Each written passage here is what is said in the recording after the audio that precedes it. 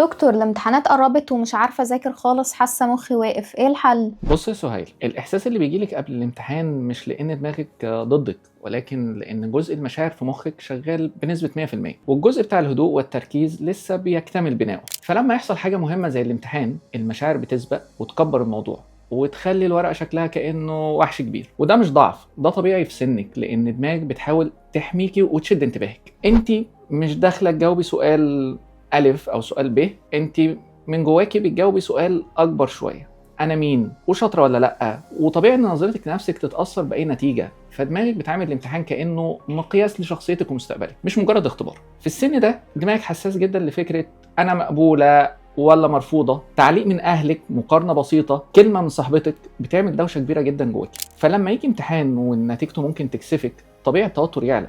ده مش عشان انت دراماتيك، ولكن ده جزء من ممكن نفسي. عارفه وانت صغيره كان الامتحان بيبقى بسيط، بس في الاعدادي والثانوي بقى جوه دماغك معناه هو انا لو سقطت هو انا فاشله، مستقبلي راح، الناس هتضحك عليا. فعامل جوه عقلك كانه معركه، مع انه في الحقيقه خطوه واحده مش هي اللي هتحدد قيمتك. احساسك ده طبيعي على فكره، توتر طبيعي، والخوف طبيعي. ده مش دليل انك انت مش قدها، ده دليل انك انت مهتمه. واللي هنعمله سوا هو ان احنا هنرجع الامتحان ده لحجمه الطبيعي، من وحش كبير لحاجه صغيره تعديها وتكملي بعدها. بص يا سهيله، انت مش اقل من حد، وتستحقي تشوفي نفسك من غير خوف ومن غير صوت جواكي بيقلل منك.